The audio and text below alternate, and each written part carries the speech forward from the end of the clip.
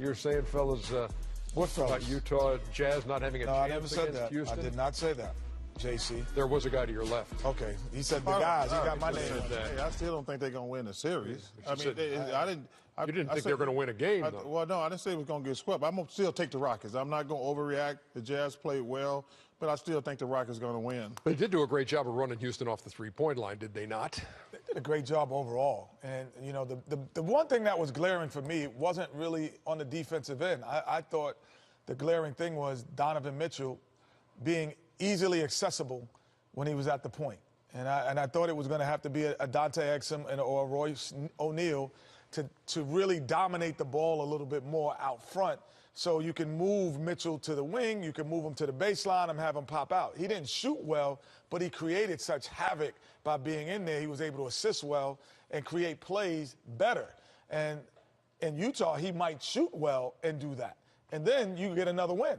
So I just thought that was the biggest thing. Dante Exum playing well and Royce O'Neal playing well. And we know for a fact the Rockets are going to say, we just ain't hit shots.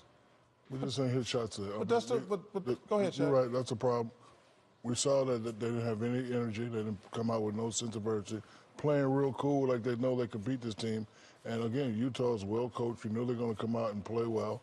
But, you know, Rockets are going to say, our shots just aren't falling. They ain't going to talk about Shaq, defense. They ain't going to talk about nothing else. It's quote-unquote, that's the way they play. Like, the way they play all year, when they make three, they got beat by their own game tonight. The Jazz made their threes, the Rockets didn't. I mean, it's no secret to what the Rockets do.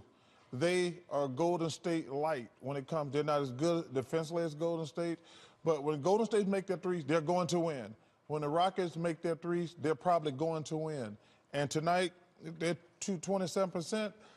That was the difference in the game, because when they started making threes, it was too late, because they came out laissez-faire, going through the motion like, or laissez-faire. This team can't beat us. Then they tried to turn it on, but it was too late. Sometimes, and you guys have all been on teams that have been favorites in playoff series, do you sometimes not need this, but use a game like this to say, hey, we got to have our antenna up every game? I mean, the teams that I've been fortunate to play on that were really good in the playoffs, the Rocket teams, obviously, we never thought any series was going to be easy. We never had the expectation that we can just go in there and sweep anyone. The only time that we honestly felt that was when we beat Orlando in the finals in game one, in a game when they were up 20 points and we came back to win. We thought because they were so young, they were being demoralized. We're like, wow, we might can win 4 of these. But every series we were like, we would come in going, I think about game 6 we'll be able to. We would talk in game 5s and 6s and 7s. We never talked in games 1, 2, 3, 4. To answer your question, Ernie, yes. You know, when you lose a game that you're supposed to win, especially when you didn't come out and perform very well, you don't start to panic, but then you start to say things like to yourself like, you know what, we really don't play well in Utah. We have to play well in Utah. We can't be down 2-1 versus a team.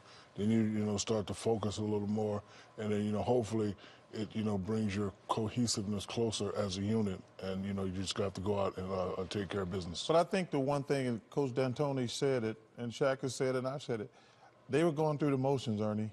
And I think that's probably the one thing to disappoint the players and the coach, because they came out with zero energy, and the crowd didn't give them energy because they got off to such a sluggish start.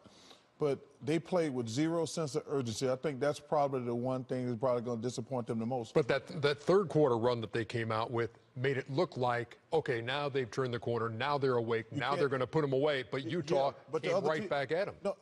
No, they didn't come back at them. They were already up, remember? But Houston took the lead. That's what I'm saying. Yeah, but they got like a 2 or 3 point lead. But remember, they were up the whole first half. Yeah. So the house was already on fire. But they're up 77-72 in the third quarter after a big run. But I'm saying, because of the first half, Utah had already had their confidence. Yeah. The other guys, Burks, on Exum, those guys had already had their confidence at that point, because you go back and look at the game, Mitchell wasn't playing well. Mitchell was 6 for 21, but they won the game because of those other guys. And when the Rockets let those other guys get their confidence, it was too late then.